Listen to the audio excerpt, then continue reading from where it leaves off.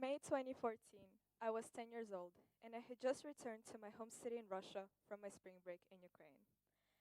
Walking through the hallways of my school, I noticed that people started to give me stares, and that made me feel a bit oppressed. So I started wondering, why is everyone staring at me as if I betrayed them? Why is everyone saying they're surprised I'm alive? There was only one answer: fake news. Fake news about a major conflict between Russia and Ukraine, where the Budapest Land Safety Treaty was broken and Ukrainian land was taken. Of course, when I was 10 years old, I did not know any of that or what fake news was. All I remember now is that as soon as I got home, I turned on the TV and saw gunshots in the place I have just returned from. On the Ukrainian news, I could see Ukrainian citizens trying to defend themselves with metal and rocks from the gunshots that Russians had fired. This was the truth. There was a shooting initiated by 32 Russians in Odessa, a city in Ukraine. However, a lie was also present. The Russian news would repeat the same footage, making it seem like this shooting continued on for a whole week, and stating that Ukrainians are the ones inciting the violence and not the other way around. Why? Why would a government choose to show that fake news to us? And how well do we change the perception of our reality? By a show of hands, who has ever realized they have been fooled by fake news? This is actually what I expected. It is happening throughout the world and affects everyone's lives: broadcasted news, social media pranks, and so much more.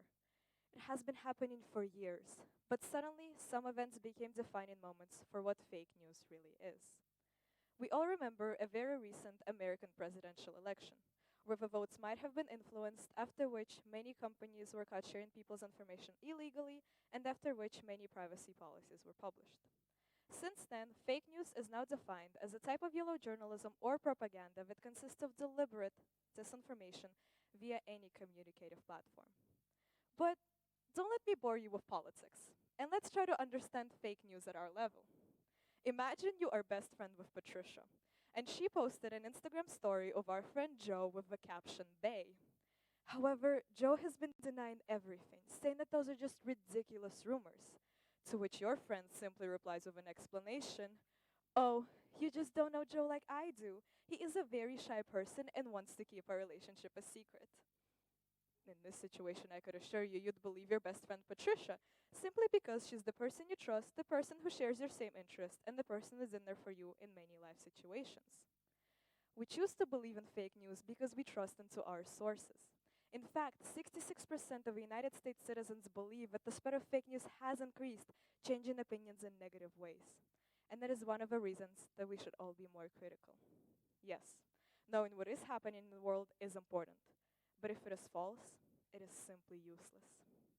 Sometimes we can come across a piece of information which might seem believable, yet something inside would tell us it's not.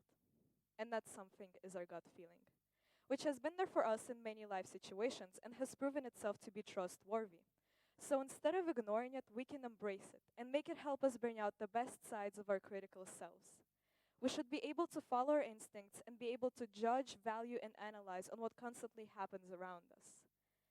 Now, I started to feel the effect of fake news when I was 10. Yet, when I become a mom, I do not want my 10-year-old daughter to feel fear because of something that others have spread. I do not want her to feel judged or oppressed because of something that she has heard from online or people around her.